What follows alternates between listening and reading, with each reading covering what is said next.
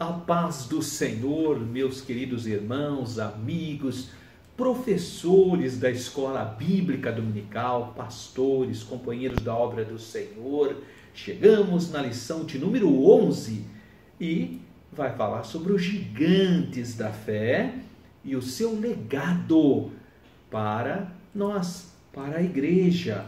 A aula é do dia 18 de março de 2018 e o nosso textuário está em Hebreus capítulo 11, versículo de número 1, que diz: Ora, a fé é o firme fundamento das coisas que se esperam e a prova das coisas que se não veem.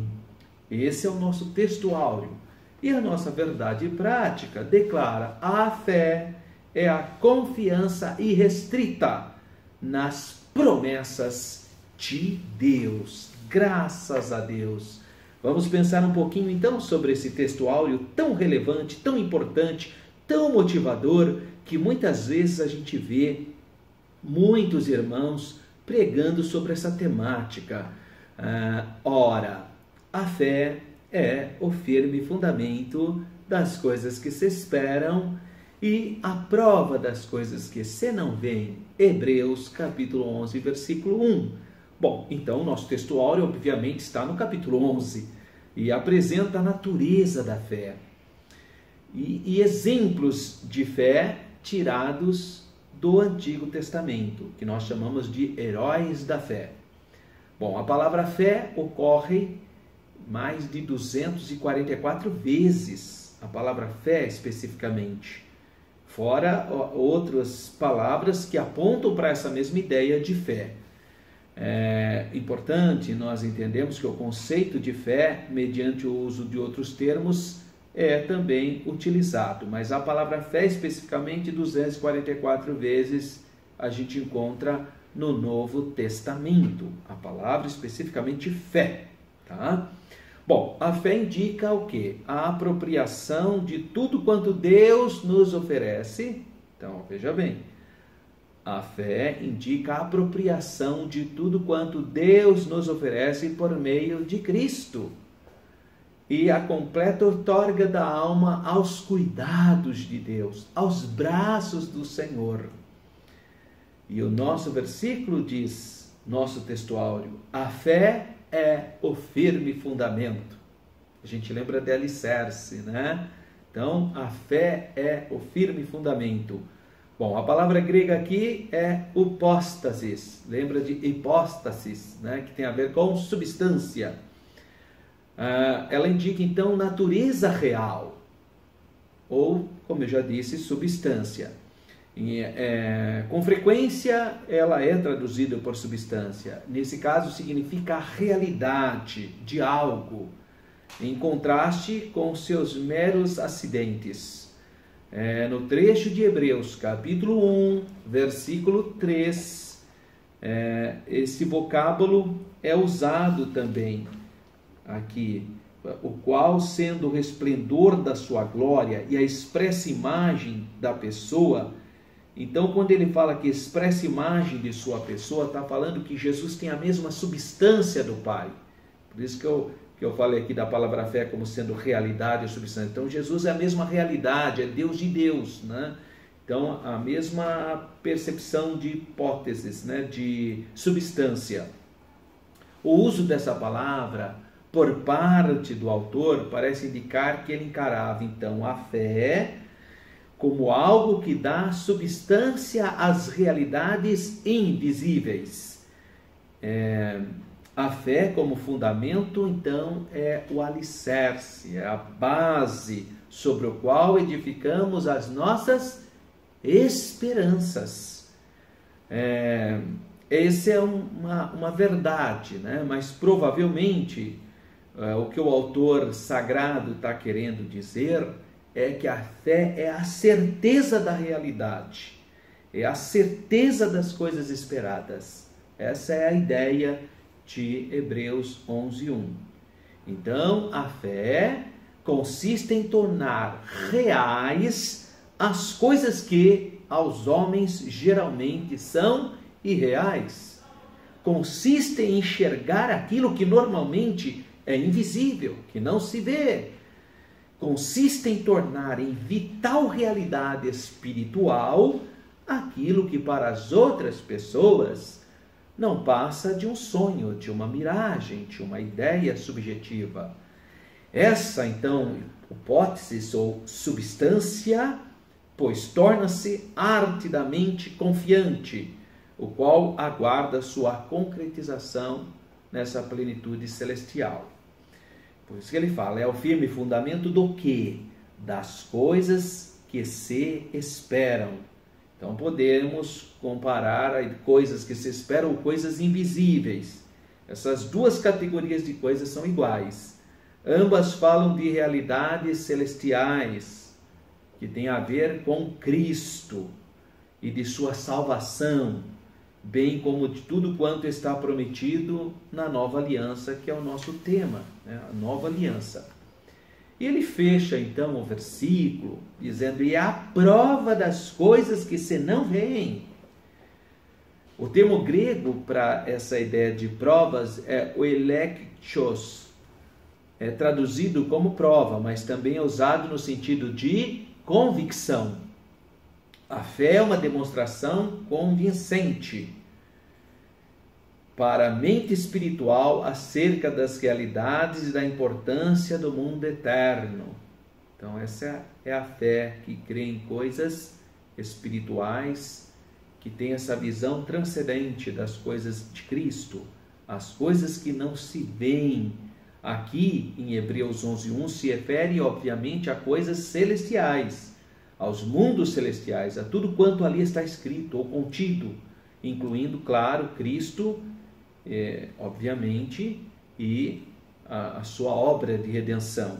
Essa palavra que é indefinida inclui as melhores promessas, aludidas em Hebreus capítulo 8, versículo 6, as bênçãos espirituais da nova aliança, as bênçãos espirituais do novo pacto. Que coisa extraordinária, né? Essas são as coisas que a fé pode perceber e que se consubstancia para nós, e a respeito das quais ela nos dá provas plenas. Hebreus 11:27 declara, permaneceu firme como quem vê aquele que é invisível. É a mesma ideia, né?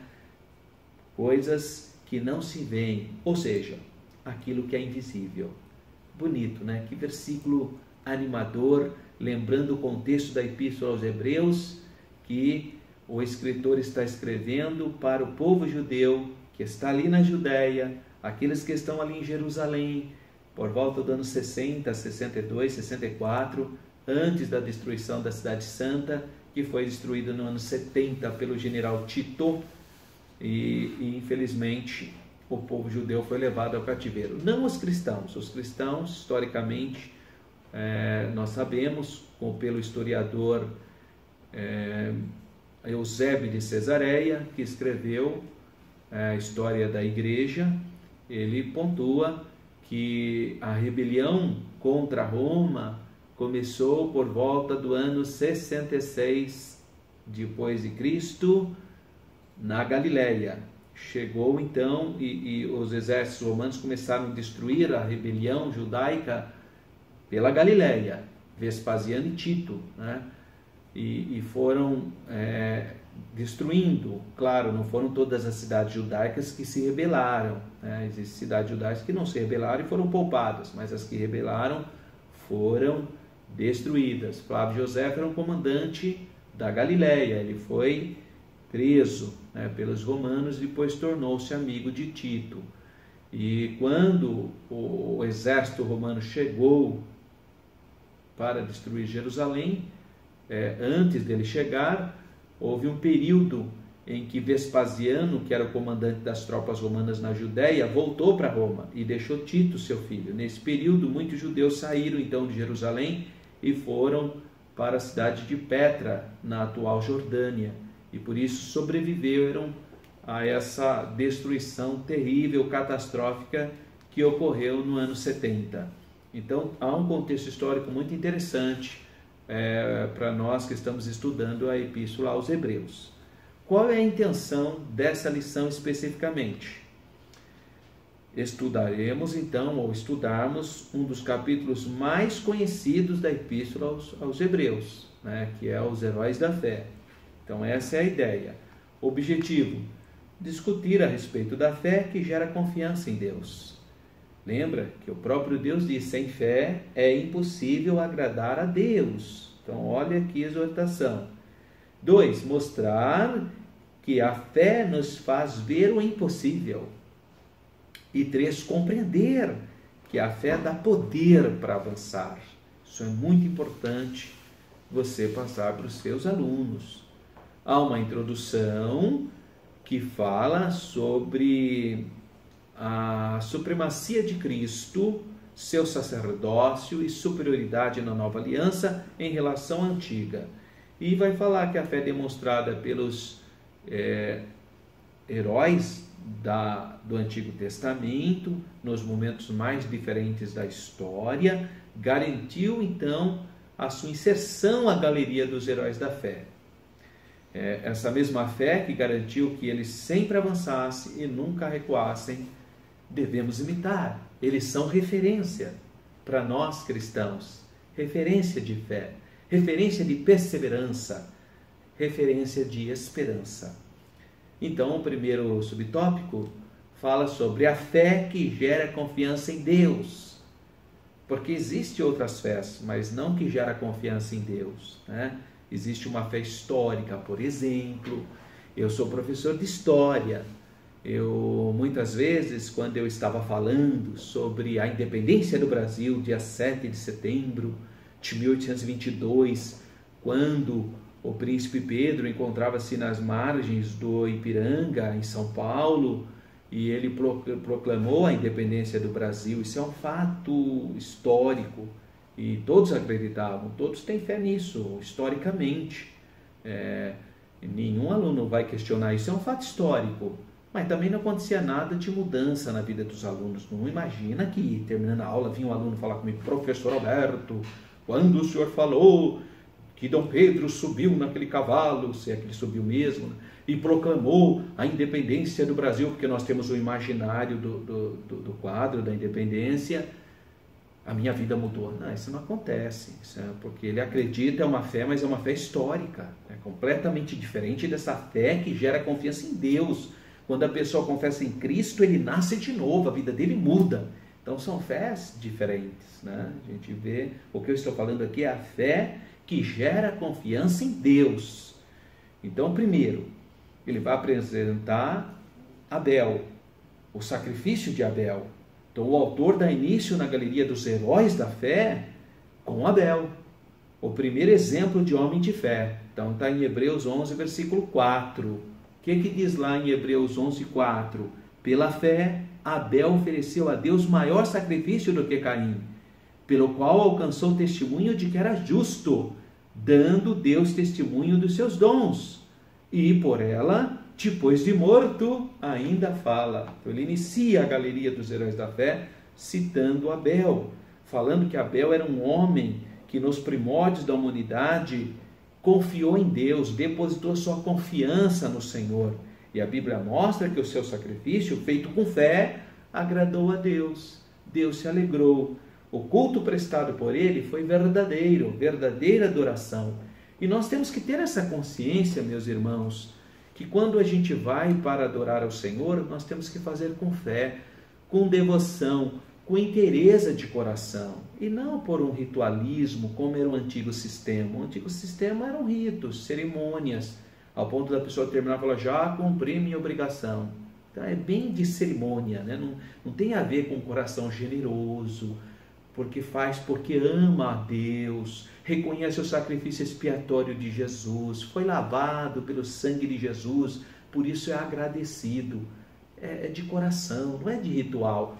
Deu a hora de orar, deixa eu dobrar o meu joelho aqui e voltar para Jerusalém e ficar fazendo as orações, as rezas. Mano, isso aí são coisas do antigo pacto, da antiga aliança. Agora, na nova aliança, é o que Deus fala em João 3. O Senhor Jesus disse: os verdadeiros adoradores adorarão o Pai em espírito e em verdade. Então é uma outra perspectiva de adoração na nova aliança. O fato é que a fé de Abel foi uma fé operante, diferentemente da fé do seu irmão Caim. Para o autor de Hebreus, os cristãos, os crentes em Jesus, o Messias, assim como for Abel, o justo, deveriam ser em tudo confiantes, porque o Senhor Jesus Cristo, a quem seguem, é em tudo superior a Abel. Ora, é o que diz Hebreus capítulo 12, versículo 24. Diz assim a palavra do Senhor em Hebreus 12, 24. E a Jesus, o mediador de uma nova aliança, e o sangue da aspersão, que fala melhor do que o de Abel. Graças a Deus. Subtópico 2, ele vai falar sobre Enoque. Há pouquíssimas referências sobre Enoque. Nós temos lá em Gênesis, que fala que Enoque gerou, que Enoque andou com Deus e Deus para si tomou. É isso que nós encontramos em Gênesis. Em Hebreus, capítulo 11, versículo de número 5, diz: pela fé, Enoque foi trasladado para não ver a morte, e não foi achado, porque Deus o trasladara, visto como, antes da sua trasladação, alcançou o testemunho que agradara a Deus. Encontrou o testemunho que agradara a Deus. Então a Bíblia diz que esse traslado de Enoque se deu por causa deste andar com Deus, desse compromisso com Deus, desse caminhar com Deus, com fé. Ninguém se aproxima do Pai, nem menos ainda com Ele, se não demonstrar fé, porque sem fé é impossível agradar a Deus. Por causa do seu andar com fé diante de Deus, ele então foi tomado por Deus. Então, nesse primeiro tópico, nós vimos Abel, Enoque e agora Noé. A confiança de Noé. Em uma época que a gente sabe que nem chovia sobre a terra, não havia chuva como nós percebemos hoje, como nós entendemos hoje. A Bíblia diz apenas que um vapor regava a terra. Então não havia chuva. E Deus falou que cairia chuva. E Noé creu na palavra de Deus, porque ele tinha fé. Então no seu sermão escatológico, o Senhor Jesus faz menção de Noé, nos dias de Noé, como uma época de insensibilidade espiritual. Então a época de Noé é uma época de profundo falta de sensibilidade nas coisas de Deus. Foi uma geração semelhante à que nós vivenciamos hoje, imediatista, uma geração materialista, uma geração que se afasta de Deus, que não tem temor de Deus, que vive no chamado hedonismo, o prazer pelo prazer. Essa é a geração muito similar àquela geração da época de Noé. Então,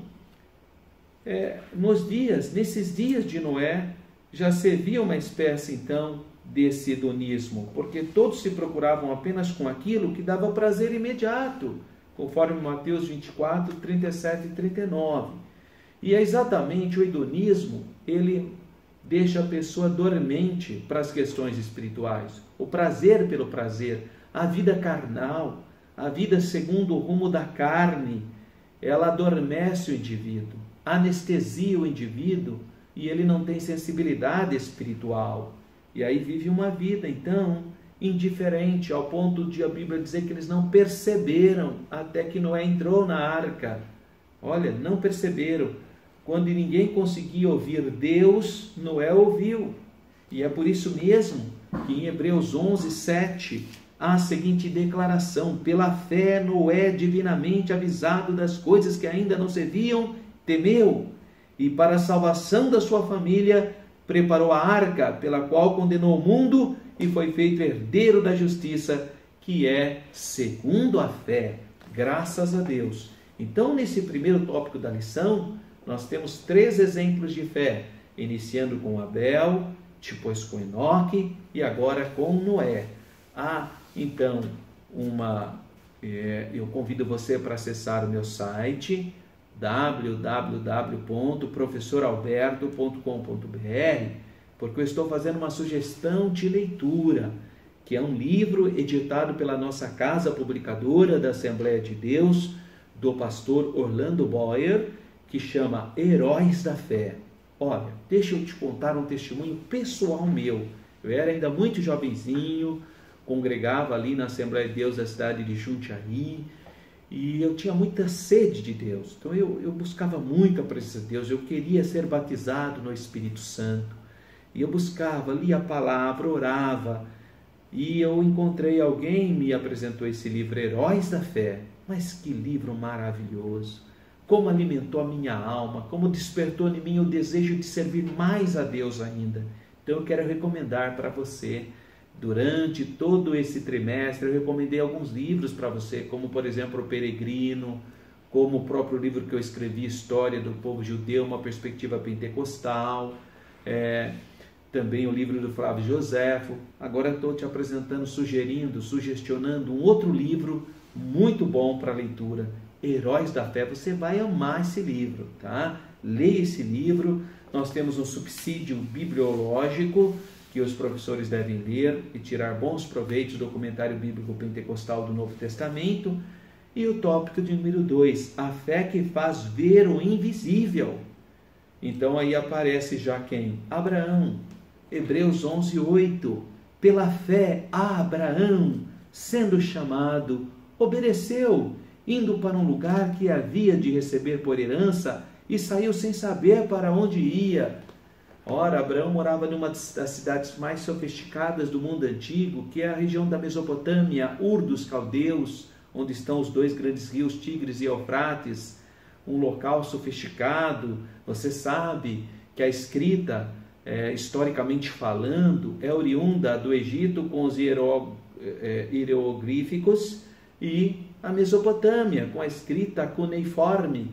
Então, um local sofisticado, onde surgiram impérios como o primeiro Império Babilônico, depois o segundo Império Babilônico, depois o Império Assírio e depois, tardiamente, o Império Persa, mas toda daquela região da Mesopotâmia, povos mesopotâmicos sofisticados.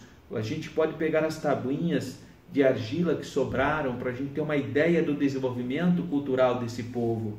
E Abraão deixa tudo para ir para uma terra estranha.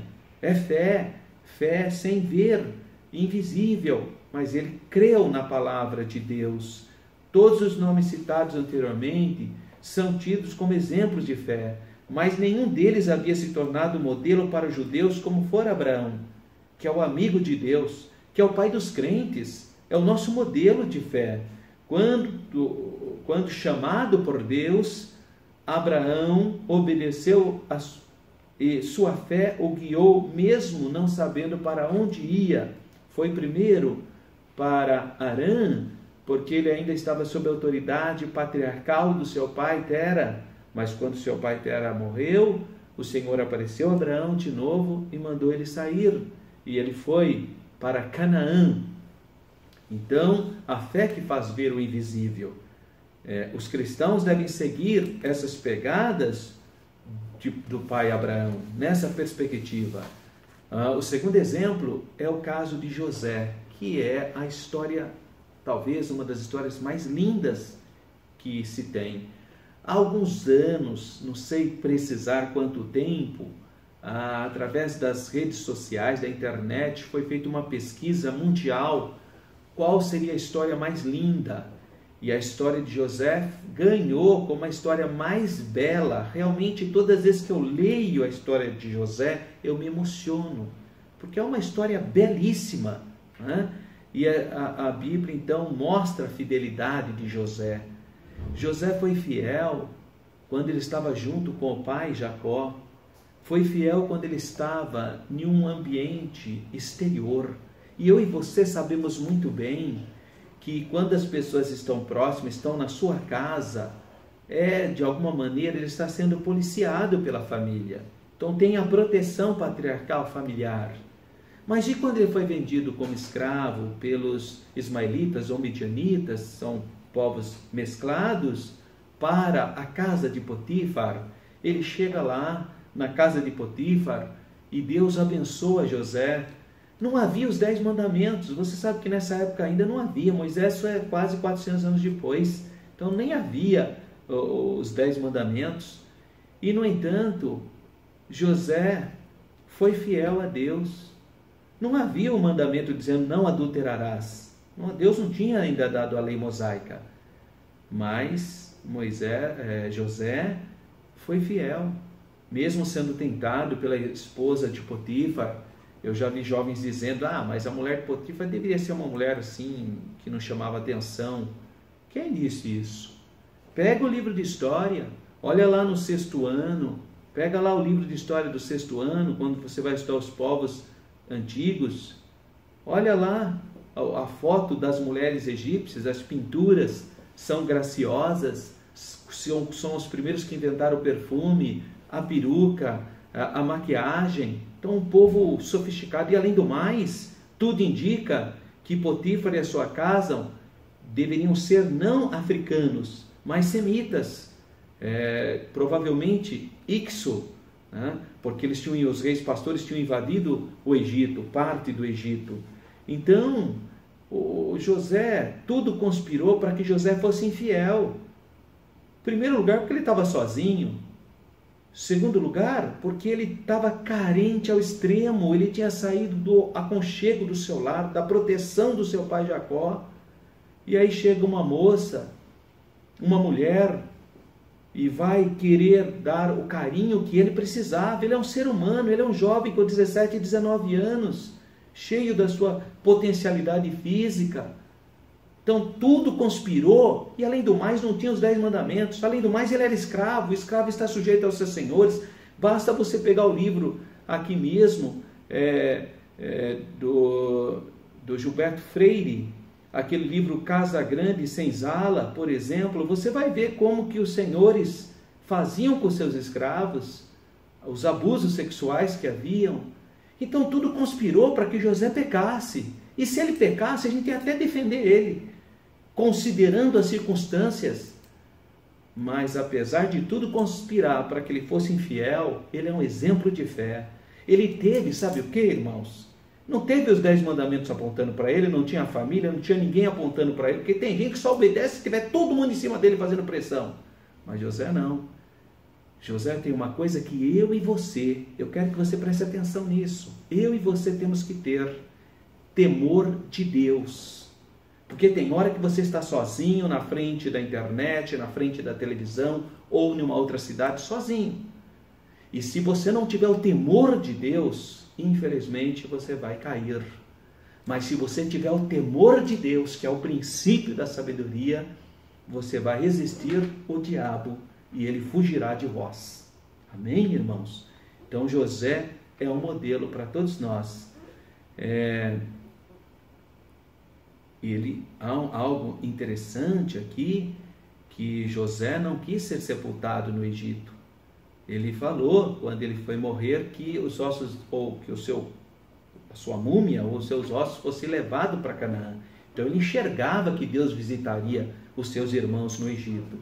E finalmente, então, nós temos que, nesse segundo quadro, Moisés, a determinação de Moisés. E aí nós temos aqui Hebreus capítulo 11, versículo 24 e 25, diz: pela fé Moisés, sendo já grande, recusou ser chamado filho da filha de Faraó, escolhendo antes ser maltratado com o povo de Deus, do que por um pouco de tempo ter o gozo do pecado. Tem muitos jovens assim, foram criados na escola dominical, mas esqueceram a origem deles. A hora que cresceram intelectualmente, ou foi para a universidade, arrumou um bom emprego, esqueceu da igreja, esqueceu do seu povo. E ao invés de sofrer com o seu povo, foi atrás das delícias do Egito. Isso é lamentável, mas infelizmente nós temos casos assim. Que eu e você jamais esqueça da nossa origem. Nós somos o povo pentecostal, o povo simples, mas um povo que tem temor de Deus, um povo que busca o batismo no Espírito Santo, porque nós temos sede de Deus. Nós queremos estar no centro da vontade de Deus, com toda a nossa simplicidade. Nós não somos perfeitos, mas nós temos temor de Deus, nós queremos servir a Deus de todo o nosso coração. Então não vamos perder não a nossa identidade, né? Que é a oração, consagração, humildade, amor, servir a Deus com alegria. Finalmente, nós temos um subsídio aqui, a fé no período patriarcal, muito bonito para você ler, que é do Comentário Bíblico Pentecostal. E o último tópico, a fé que dá poder para avançar. Então aí ele vai dar o exemplo da ousadia de Josué, que você conhece, que ficou... Já pensou o que Josué sentiu? Substituir Moisés? Porque você substituir alguém que não fez muita coisa, é fácil, que bênção, tudo que você fizer vai aparecer. Agora, substituir Moisés, psicologicamente pensando, imagina que dificuldade para Josué, mas ele teve fé, Aqui em Hebreus 11:30 diz, pela fé passaram o mar vermelho, né? Aqui é o versículo 29, o versículo 30, pela fé caíram os muros de Jericó sendo rodeados durante 7 dias. Quer dizer, ele acreditou na promessa de Deus e foi firme, não perdeu o foco, né? Que coisa extraordinária. 2, a Raabe. Raabe é importante, ela entra na linhagem do Messias e ela também teve fé e viu que aquele era o povo de Deus. Então ela não ficou do lado errado. E 3, o heroísmo de Gideão. O autor fecha então a lista dos heróis da fé, citando Gideão aqui no versículo 32, que diz, e que mais direi? Faltar-me-ia o tempo contando de Gideão. Então ele cita de outros nomes também, mas você percebe que Gideão, em um momento de dificuldade, ele está fazendo algo fora do contexto, está pisando no lagar, não uvas, mas cereais, o que aponta que ele está buscando uma solução, mesmo sendo uma atitude atípica. É assim, em tempos de crise, a gente não pode dar as mesmas respostas. Nós precisamos buscar o saber de Deus e buscar novos caminhos para servir a Deus com alegria. Nós vivemos uma época difícil. Antigamente, os irmãos iam na praça, pregavam, né? Falavam, alto-falante. Hoje a gente vive uma outra realidade. Talvez os contatos pessoais, os cultos domésticos, nós temos que descobrir meios de evangelização, mas nós não podemos ficar parado, indiferente, ou ficar só no saudosismo. Antigamente eu fazia isso, eu fazia aquilo. Vamos atrás. Mas nós estamos em épocas de crise. Olha Gideão, época de crise, ele está malhando trigo no lagar. Então vamos atrás, não vamos ficar indiferente, que Deus vai honrar a nossa fé, porque a nossa fé honra a Deus. Graças a Deus. Falando sobre fé e as considerações finais. O autor de Hebreus contrasta o caminhar de vários personagens da história bíblica com a carreira proposta aos cristãos. A Bíblia é pedagógica. Essas personagens tinham em comum um longo e desafiador percurso para fazer. Sem perseverança, ousadia e fé, nenhum deles teria conseguido chegar ao seu destino final. Nós temos um defeito horrível, nós brasileiros. Nós começamos um monte de coisa e fica parando no meio do caminho. Começa a tocar violão, para. Começa a estudar inglês, para. Começa a ir na escola dominical, para.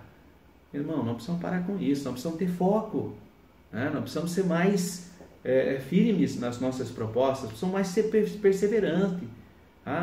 Faz propostas e fica firme. Deus vai honrar a tua fé, vai abençoar a sua casa, a sua família, seus propósitos. A única forma de não retroceder é caminhar com fé. A fé derruba o obstáculo, abate o inimigo e levanta o abatido. Graças a Deus.